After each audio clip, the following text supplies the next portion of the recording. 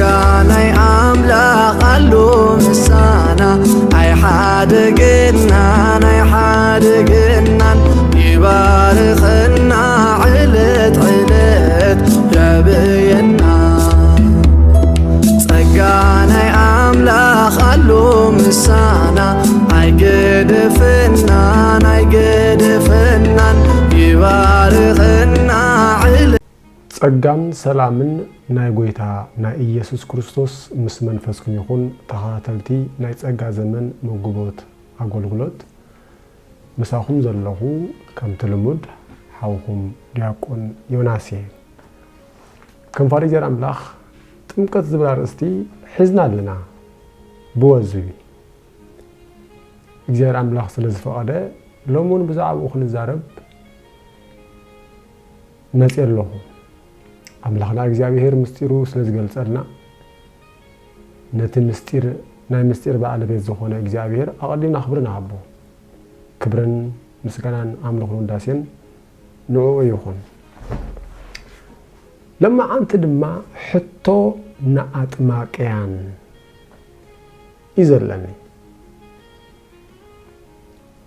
ሕቶ ነጥመቅቲ ማለት ሕቶ ነቶም ዘጥምቁ ነቶም ንህፃናት ዘጥምቁ ይኹን ነቶም ንዓበይቲ ሰባት ዘጥምቁ ይኹን ዘረባና ስለናይ ማይ ጥምቀት ይኸውን ማለት እዩ ደይኹም ኣለኹም ኣብ ናይ ጸጋ ወንጌል ማይን ወንጌልን ክልተ ርእሲ እዩ ጳውሎስ ንማይን ንወንጌልን ፈላልዩ መፂና ነገሩ ግን ልብ በለለይ ኣብዚ ናይ ጸጋ ወንጌል መጽሓፍ ወይ ድማ አስተምህሮ ጥምቀት የለን አይበልናን አይወፃናን ውን ክንደ አይነት ጥምቀት ከም ዘለው ስለ ጥምቀታት ኣብ ዘካፈልኩም ሓሳባት ተረዲኹም ክትኮኑ ተስፋ ኣለኒ ኣብዛ ትማሊ ስለድናያ ጥምቀት ውን ጥምቀት ኣብ ናይ ጸጋ ወንጌል ጥምቀት ኣብ ናይ መንግስት ወንጌል ድማ እንታይ ዓይነት ከም ዝኾነ ርኢና ኣለና ሎማ እንትምባር ናብቶም ዘጥምቁ ሰባት ሕቶ ዘለኒ ናብ ካህናቶምን ናብ ፓስተራቶምን ማለት እዩ ቅዱስ ጳውሎስ ከምቲ ዝበልናዮ ንማይን ወንጌልን ፈላልዩ መፂና ክዛረበና ከሎ እስመ ኢፈነወኒ ክርስቶስ ለአጥምቆ ዳእሙ ለምህሮ እቲ መስቀል ክርስቶስ ንኸንቱ ምእንቲ ከይከውን ብጥበብ ዘረባ ከይግበርስ ክርስቶስ ወንጌል ክሰብኽ እምበር ከጠምቅ ኣይለኣኸንን ኢልና ስለዚ ኣብዚ ዘለና ዘመን ኣብዚ ናይ ጸጋ ዘመን ሓደ ሰብ ምስ ኣመነ እዩ ዝጥመቅ እዚ ማለት ኣብዛ ኣመነሉ ቅጽበት እዩ ዝጥመቅ ስለዚ ድሕነት ብወንጌል እምበር ብማይ ኣይኮነን እዩ ዝብለና ዘሎ ጳውሎስ ርኢኹም ኣለኹም ሮሜ ምዕራፍ 1:16 ንዝክር ኢና ሓቀይ ብወንጌል ኣይሓፍርን እየ ኢሉ ጳውሎስ ማለት ወንጌል ንዝኣምን ዘበለ ኩሉ ቅድም ንኣይሁዳዊ ድሓር ከዓ ንግሪኻዊ ዘድሕን ሓይሊ ኣምላኽ ኢልና ኣሎ ስለዚ ጳውሎስ ወንጌል ንማይን ፈላልዩ መፂና ጳውሎስ እስመ ኢፈነወኒ ክርስቶስ ለአጥምቆ ዳእሙ ለምህሮ ክርስቶስ ወንጌል ክሰብኽ እምበር ከጠምቅ ኣይለኣኸንን ኢለና ናይ ጸጋ ዘመን ሓዋርያ ኮይኑ ዝመፀ ከዓ ጳውሎስ እዩ እምበር ኣስተውዕል ከምቲ ዝሓለፈ ቪድዮ ዝነበርኩኻ ኣብ ናይ መንግስቲ ወንጌል ሓዋርያት ከጠምቁ ተልእኾ ተዋሂቦም እዮም ማቴዎስ ምዕራፍ 28 አጥምቁ ማርቆስ ምዕራፍ 16 ዘአመነን ሰጠመቀን ዝብል ሓሳብ አለ ሐዋርያት ድማ ስለስተላአኹ ተልእኾም ክፍጽሙ ድማ ናይ ግብረ ሐዋርያት ምዕራፍ 2 በል የጠምቁ ነይሮም ምዕራፍ 8 በል ፊልጶስ አጥሚቁ እዩ ግብረ ሐዋርያት ምዕራፍ 10 በል የጠምቁ ነይሮም ሪአለኻ እዞም ናይ ገንሸላ ሐዋርያት እንብሎም ወይ ድማ እዞም 12 ሐዋርያት ተልእኾ ተዋሂቦም ናይ አምላኽ ተልእኾ ድማ ክፍጸም ኣለዎ ሐዋርያት ክንብል ከለና እኮ ብጎይታ ኢየሱስ ክርስቶስ ዝተመረጹ ብጎይታ ኢየሱስ ክርስቶስ ዝተማሃሩ ብጎይታ ኢየሱስ ክርስቶስ ዝተላእኹ እዮም ካልኦት ሐዋርያት አይኮን ሓቀይ ስለዚ ንጎይታ ኢየሱስ ክርስቶስ ዝረአዩ ብጎይታ ኢየሱስ ክርስቶስ ዝተማሃሩ ብጎይታ ኢየሱስ ክርስቶስ ዝተላእኹ ብጎይታ ኢየሱስ ክርስቶስ ዝተመረጹ ስለዚ ተልእኾ ኣለዎም ዞም ሐዋርያት እዚኣቶም ተልእኾም ድማ ክሳብቲ ግዜ ዝኣክል ክፍጽሙ ስለዝግባእ ይፍጽሙ ነይሮም ነገሩ ግን እንታይ ግድኻ ጳውሎስ ድበሃል ድማ መጽ ጳውሎስ ድማ ልክዕ ከምቶም ሐዋርያት ተልእኾ ተዋሂቡ ተልእኾ ግን ወንጌል ስበኽ ዳ እምበር አጠምቕ አይተባሃለን ሐዋርያት ዝረአይዎን ዝሰምዑዎን እንተዳ ዘየመሓላልፉ ኮይኖም ትክክለኛታት ሐዋርያት ሆነ ይባሃልን እዮም ነዚ እኮ ጳውሎስ ንሕናሲ ክርስቶስ ካብ ሞት ተራእይተንሲዩስ ሓሰውቲ ኢና ዝበለ ሓሰውቲ መሳኸርና ስለዚ ሪኢኻ ኣለኻ ሐዋርያት ዝተባሃልዎን ዝረአይዎን እዮም ዝገብሩ እቶም ናይ መንግስት ወንጌል ሐዋርያት ወይ ድማ እቶም ናይ ጉዙራት ሐዋርያት ዝተባሃለ 12 አጥምቁ ተባሂሎም የጠምቁ ነይሮም እቲ ናይ ጸጋ ናይ አሕዛብ ሐዋርያ ነዚ ናይ ጸጋ ዘመን እዚ ሐዋርያ ክኾን ተጸውዐ ጳውሎስ ድማ ወንጌል ክሰብኽ እምበር ከጠምቅ አይተላኸን ስለዚ ንኣኸና አጥማቃይ ሕቶለኒ መን አጠምቅ ኢሉኳ ተጠምቅ ኣለኻ ካህን ይኹን በአኽብሮት ፓስተር ይኹን መጋቢ በአኽብሮት መን አጥምቅ ኢሉኳ አኻ ተጠምቅ ዘለኻ አታ ብጎይታ ዘአመንካ እሞ ነፍስ ዝቆጸርካ ተጠመቃይ መን ተጠመቅ ኢሉካ ተጠመቅ ኣለኻ ንስኻ رغم اللقم ما ناتمق إلوك تتمق الله من البعض أي زود حايميو أتمق زبلن دا قويتا ترى الكاني أسعب عبيلة انت يزبلو بوانجل خات سبخ زلخا أبيناي وانجل كوفي الكاري خات سبخ زلخا لدم حتى كاي يلبون حويسي أي تعاقان وانجل دفالي انت رأي الكانخا تزعب هي شجر داو ندي زلوي تزعب هي شجر داو يزلو ناي منغست وانجيلن ناي ጸጋ ወንጌልን ናክልፈልልና ናይ አሕዛብ ሐዋርያ ኮይኑ ዝመጸ ሐዋርያ ጳውሎስ ይባል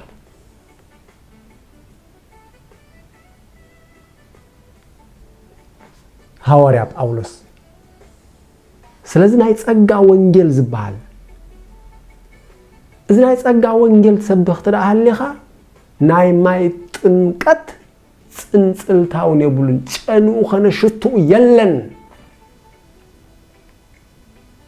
ነዚ አቅዲ መዝበልኩ ስለ ጥምቀት ክንዛረብ ከለና አብ ናይ ጸጋ ወንጌል ጥምቀት አሎ ነጊሩና እኮ ሓንቲ ጥምቀት ይልና አሎ ኤፌሶን ሐቀይ ግን እቲ ጥምቀት እንታይ ዓይን ጥምቀት እዩ ስለዚህ አቤናይ ወንጌል ኮፊልካ ካትሰብኽ ዘለኻ ብሩኽ ሰባኻይ ብሩኽ አጥማቃይ አቤናይ ወንጌል ኮፊልካ ካትሰብኽ ዘለኻ አብናይ መንግስት ወንጌል ኮፊልካ ትራትሰብኽ ኣለኻ ዘመኑ ተዛቢዑ ካሎ ማለት እዩ ዘለኻ ዘመን ናይ ጸጋ ዘመን እዩ አብናይ ጸጋ ዘመን ድማ ክስብኽ ዝግብኦ ናይ ጸጋ ወንጌል እዩ ምክንያቱ አብዚ ዘለናዮ ዘመን ክንስብኽ ዝግባአና ወንጌል ናይ ጸጋ ወንጌል እዩ إذن أي تسقى وانجل لما حيزوز مسا حواري باولوسي نجيرو كله جبر حواري مرات إسراف وري سنة بعدين أقول قلتي كساع زفتسن وتقويتا إيسوس كرسا ذهب النعيو كساع زود ننبسي أين حسير لاني كم كبرت جيرخا أيرياني أقول قلتي سي وانجل تسقى أملاخ مسباخ إيو رأيها أقول قلتي سي وانجل تسقى أملاخ مسباخ ስለዚህ ጳውሎስ ናይ ጸጋ ወንጌል ዝባል ወንጌል ተዋሂቦ ይድማ መጋብነት ይልወሎ እስመ ሰማዕክሙ ሀብተ ጸጋሁ ለእግዚአብሔር ዘዋሃበን በእንቲአኩም ኤፌሶን ምዕራፍ 3 ፈቀደ እቲ ምንታኻትኩም ዝተዋሃበን ናይ ጸጋ መጋብነት ሰሚዕኩም ኣለኹም ሰሚዕኩም ተራኺምኩም ሲ እቲ ምንታኹም ዝተዋሃበኒ ናይ ጸጋ መጋብነት ናይ አሕዛብያ እቲ ምንታኹም ዝተዋሃበን ናይ ጸጋ መጋብነት ኣነ በቲ ዝተዋሃበን ጸጋ ኣምላኽ ከም ክኢላ ሃናጺ መሰረት ሰረትኩ ነፍስ ወከፍ ከስ ከመገረኹም ዝሃንጽ ይጠንቀቅ በዘይ ካኣት ሰረት መሰረት ንስኻ ኢየሱስ ክርስቶስ ካልእ ክስር ዝኽእል ሓደ እኳ የልቦን ኢሉ ናይ ጸጋ ወንጌል ዝበሃል መሰረት ሰረተ ጳውሎስ እዩ ስለዚ أطماقاي من أطمق إلوك أخذت أطمق زلخا قويتا تلقاني قويتا ما يبلكان إلو النبا تلقاني من البات حسك هذا زلخا وانجل ناي منقست وانجل خاطر تصبح زلخا مايتي ጳውሎስ ተዳኾይን መምርካ ግን ጳውሎስ ኮነ ይልኳይ እስማኢ ፈነወኒ ክርስቶስ ለአጥምቆ ዳይሙ ለምሮ እቲ መስቀል ክርስቶስ ኮንቱም እንት ኸይከውን በጥበብ ዘረባኻ ኸይግበርሲ ክርስቶስ ወንጌል ክሰብኽ እምበር ከጠምቅ አይላኽም ስለዚህ ምን አጠምቅ ይልኳ አጠምቅ ዘለኻ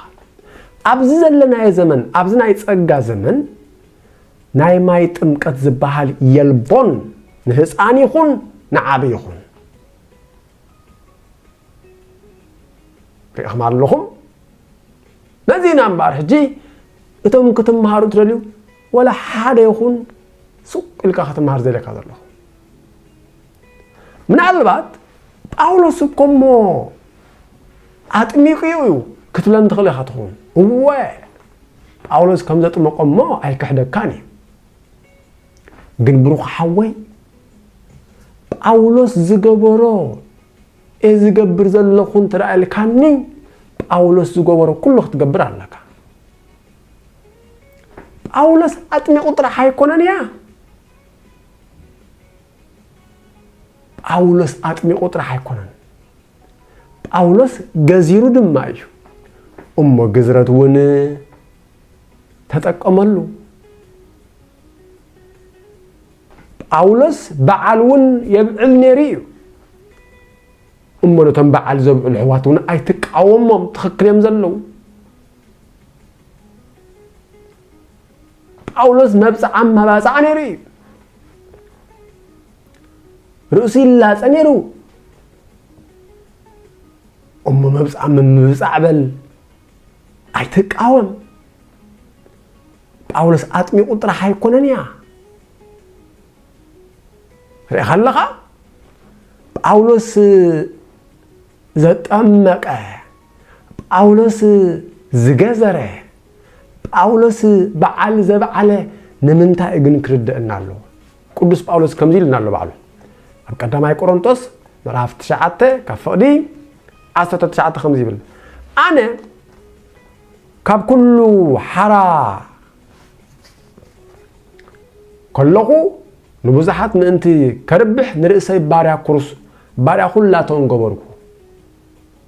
ነቶም አይሁድ ምእንቲ ክረብሕ ምስ አይሁድ ከም አይሁዳዊ ኾንኩ نتوم تحت حق زلوم انت خربح كا بعلي اكو تحت حقي زي كونكو كلخو مستم تحت حق زلو كم تحت حق زلو كونكو نتوم حق زي بلم انت خربح شحقا حق املاخ زلنن بحق كريستوس زنبر انت خونكو مستم حق زي بلم حق خم زي بلو كونكو نتم دخمات من تخربح لما مستم دخمات دخم كنكو بكل من قد نقول يم من تخدحن كل سب كله خنكو زقنا كم كبر خوتم من تخكفل ما انت وانجل الى از غبر زلو خويلال وكله اجبر بانت تمرت وانجل سلا وانجل استوعل نتمقت نزناي تمقت نزناي ماي تمقت وانجيليو الكا ختغبرن سلا وانجيل الكا ختغبرن كلتيهم زي الراخو عفاتيهم نجزرت سلا وانجيل الكا ختغبرن وانجيليو الكا ختغبرن اي راخونيهم لبو باولوس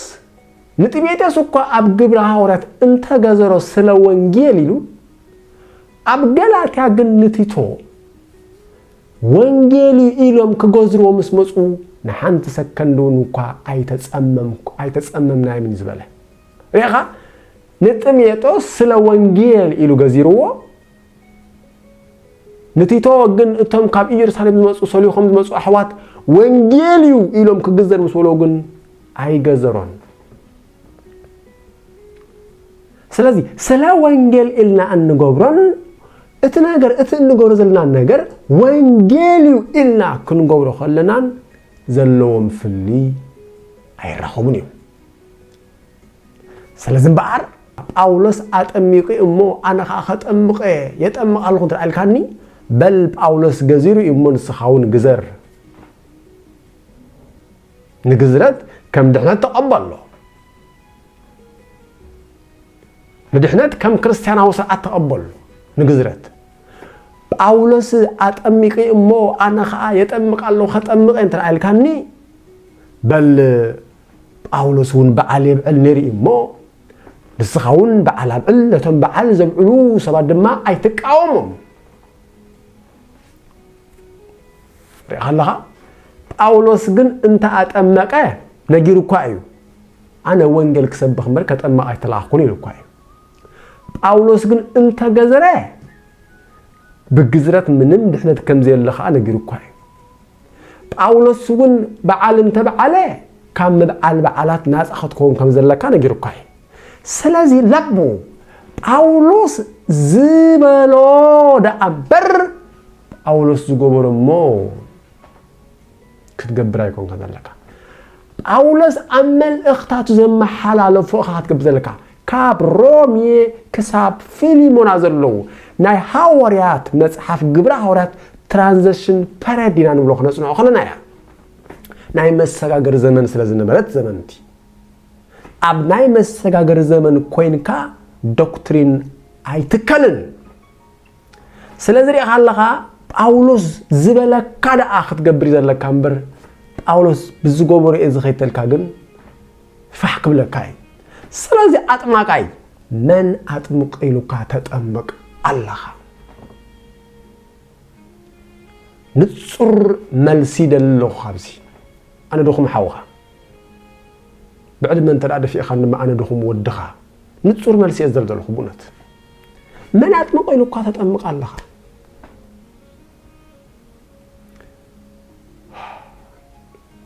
حتى يقن سلنا ما يتمقفي باولوس ولا خطم اكاد ايمص امبر تمقت يلن غنا يبلن